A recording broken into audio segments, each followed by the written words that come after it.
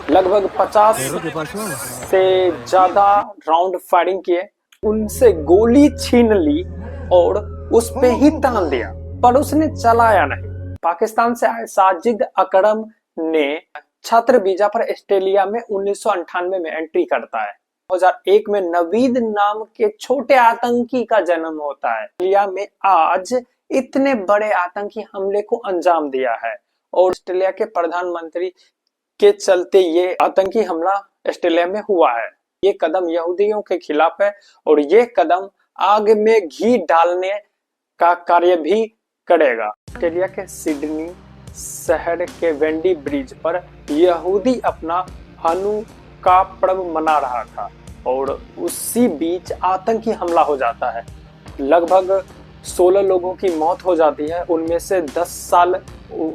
10 साल की बच्ची और एक इजराइल नागरिक की भी मौत होती है। इस भागदौड़ के बीच लगभग 45 से ज्यादा लोग घायल हो जाते हैं। लोग अपनी जान बचाने के लिए सुरक्षित स्थान ढूंढने लगता है और दौड़कर सुरक्षित स्थान पर जाने लगता है। इस आतंकी हमला को अंजाम देने वाले साजिद अकरम, उनके बेटे नवीद ने दोनों मिलकर इस आतंकी हमला को अंजाम दिया। लगभग 50 से ज्यादा राउंड फायरिंग किए। साजिद अकरम जब लोगों को टारगेट कर रहा था तो उन्हीं लोगों में से एक आम आदमी ने साजिद अकरम को कार के पीछे से आकर धर दबोचा और उनसे गोली छीन ली और उस पे ही तान दिया, पर उसने चलाया नहीं। ऐसा क्यों?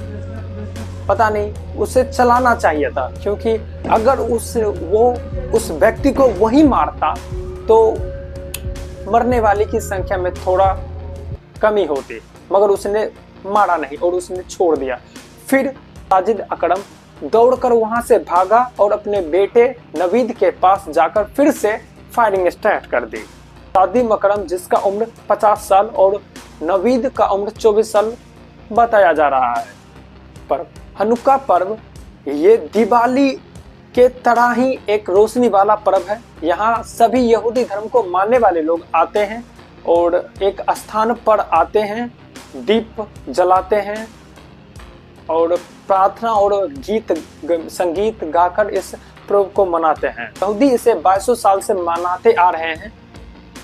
ये 8 दिन और 8 रात का पर्व होता है। यहूदी कैलेंडर के अनुसार हनुका किस्लेव माह में 25 तारीख को शुरू होता है ये, और ये 8 दिन और 8 रात का होता है और हर रात इसमें नए दीप जलाए जाते हैं। पाकिस्तान से आए साजिद अकरम ने छत्र वीजा पर ऑस्ट्रेलिया में 1998 में एंट्री करता है। एंट्री करने के बाद ऑस्ट्रेलिया की एक लड़की को प्रेम में फंसाता है और उसके बाद उससे शादी कर लगभग 2000 ईस्वी में उससे शादी करता है। शादी करने के बाद 2001 में नवीद नाम के छोटे आतंकी का जन्म होता है। साजिद अकरम अपने परिवार को पालने के लिए फलों बेचने का कार्य भी करता है। अकरम के बेटे नवीद को 2019 में ऑस्ट्रेलिया की सुरक्षा संगठन ASIO के जांच के घेरे में नवीद आ जाता है, पर नवीद का किस्मत बढ़िया था कि उसके खिलाफ ऑस्ट्रेलिया के सुरक्षा खुफिया संगठन ASIO को कोई जानकारी मिलता नहीं है, तो वो बच जाता है। ये दोनों घर से मछली पकड़ने के बहाने घर से निकले थे। माँ को ये नहीं लग रहा है कि उनके पति और उनके बेटे ने ऑस्ट्रेलिया में आज इतने बड़े आतंकी हमले को अंजाम दिया है, और वो अपने बेटे को सही करार दे रही है और ये भी कह रही है कि नवीद जैसा मुझे बेटा और दे। ANSW पुलिस के कमिश्नर मिलेनियन ने कहा अकरम के पास 6 लाइसेंसी गन और ये गन क्लब का सदस्य भी रह चुका है, और तमाम देश विदेश से इस आतंकी घटना पर प्रतिक्रियाएं, हमारे मोदी बाबू भी इन पे आतंकी को गलत बताते हुए इसकी निंदा की, और तमाम बड़े चेहरे बड़े लोग इस आतंकी घटना को निंदा कर रहे हैं।